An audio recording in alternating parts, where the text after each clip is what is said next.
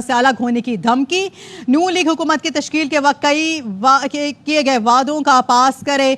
Doctor Farooq Sattar के मुताबिक कहा जा रहा है। मजीद डिटेल्स लेंगे राफे हुसैन से। राफे, मजीद बताइएगा इस हवाले से डॉक्टर फारूक सत्तार का क्या कहना था?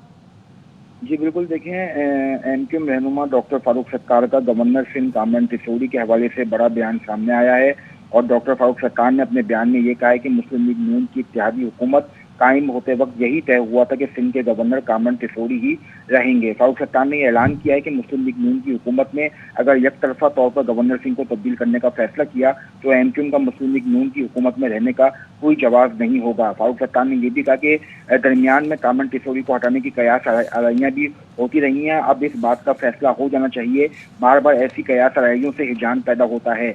गवर्नर सिंह के मामले पर किसी भी किस्म के फैसले पर डॉक्टर फारूक सत्तार ने नून लीग की इत्तेहादी हुकूमत से अलग होने की धमकी दी है और ये कहा है कि मुस्लिम लीग नून इत्तेहादी हुकूमत की तश्कील के वक्त अपने वादों का पास करे और जो वादा किया गया था ये हुकूमत कायम करते वक्त एमक्यूएम से के सिंध के गवर्नर कामरान तिसोरी रहेंगे तो उस वादे को पूरा किया जाए। और एमक्यूएम के लिए गवर्नर सिंह के जो उम्मीदवार हैं और गवर्नर सिंह जो हैं वो कामरान तिसोरी हैं। इस नाम के अलावा किसी नाम पर जो है वो इत्तफाक नहीं होगा और अगर उनके हवाले से कोई भी फैसला एमक्यूएम को बगैर एतमाद में लिए हुए किया गया तो फिर एमक्यूएम जो है वो नून लीग की इत्तेहादी हुकूमत में रहने का जवाब जो है वो नून लीगी हुकूमत जो है खो देगी और एमक्यूएम जो है वो फिर अपना फैसला करने में आजाद होगी। और अगर ऐसा कोई फैसला हुआ तो फिर एमक्यूएम जो है वो इस नहज पर भी